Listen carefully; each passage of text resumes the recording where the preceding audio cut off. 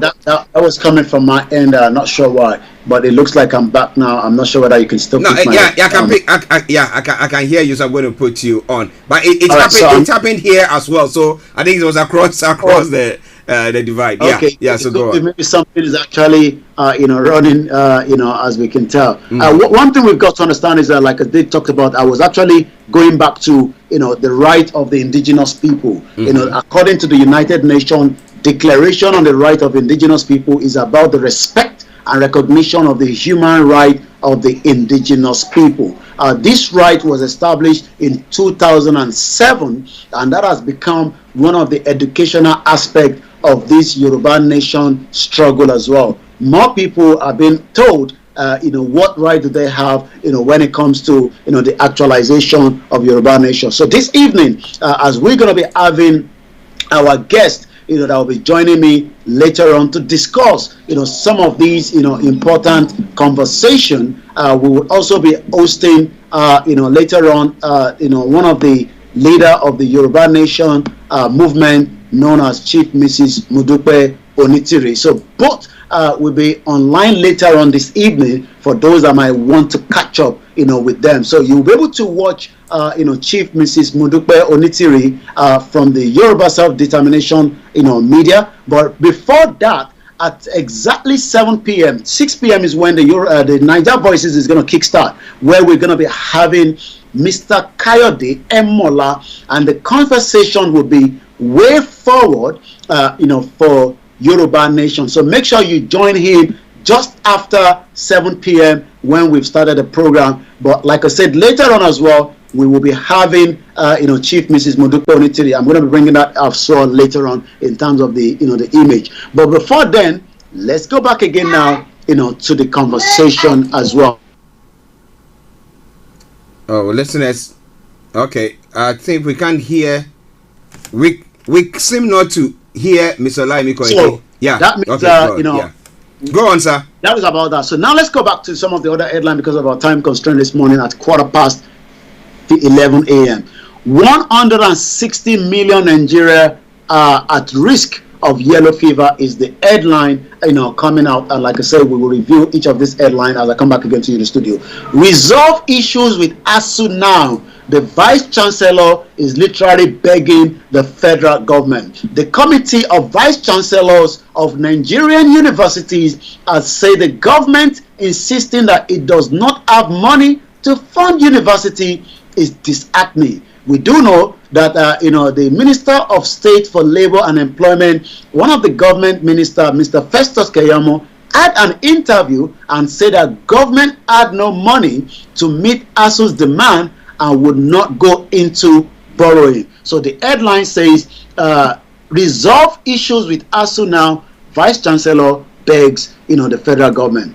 And one of the other headline is, we have granted 100 billion naira loan to indigenous pharmaceutical manufacturers. The president direct health minister to ensure brain drain becomes brain drain. Remember that a lot of our brain drain are actually going outside Nigeria, so that they can continue, their journey so far, because the country, Nigeria, is not giving them exactly what is needed. Even remember that, March 28th, Dr. Chinelo, that you've just seen the picture behind me, was actually leaving Nigeria before she got caught up in the terrorist attack that eventually killed her, on the March 28th. We still have about almost 35 innocent Nigerians still being held, by the terrorists as at the time. And this was actually the headline the following day, according to what we know, that the former minister, as at the time, Rotimi Amechi, said, and I quote,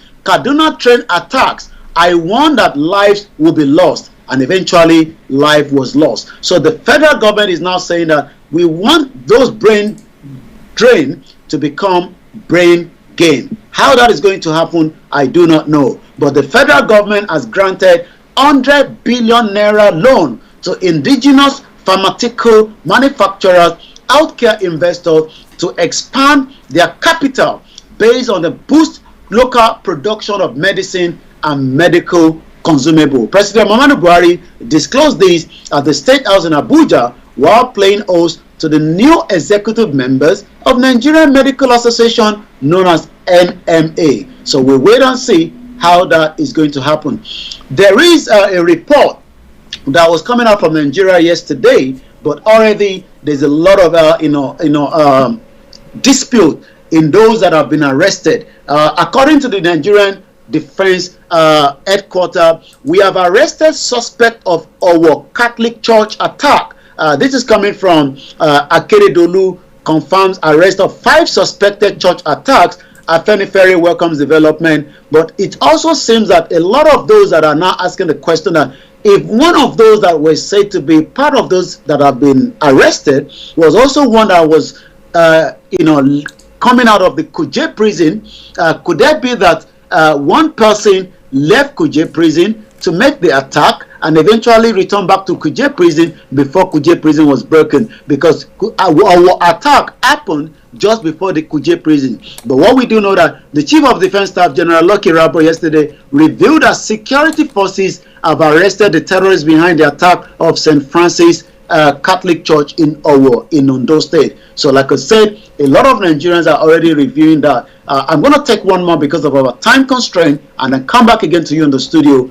Nigeria spent $2.35 billion US on phone importation.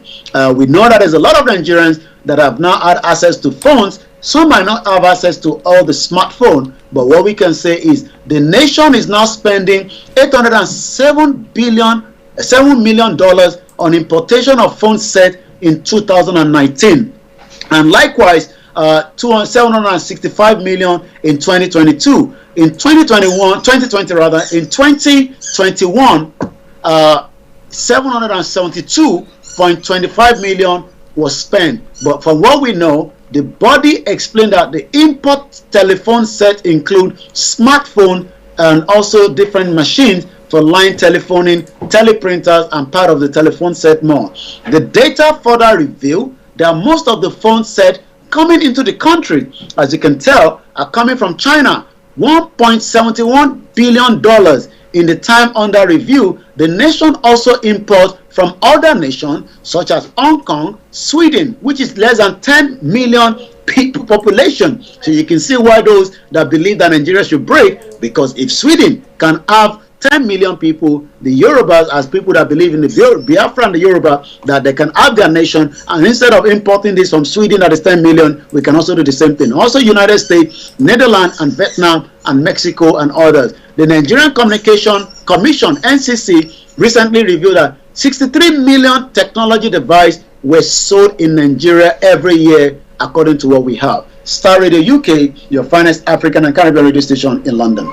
Well, listeners, Mr. Olayomi Koiki for you, bringing you updates from Nigeria. And it is the Wednesday edition of the morning show. I apologize to our listeners, those of you who were on the YouTube, because when there was that flick in the transmission, it's affected it. But it is back. It is back there. Look for another feed for the YouTube, the Starr Radio feed, and you can get it. But let me say good morning to Moyiwa Osenuga.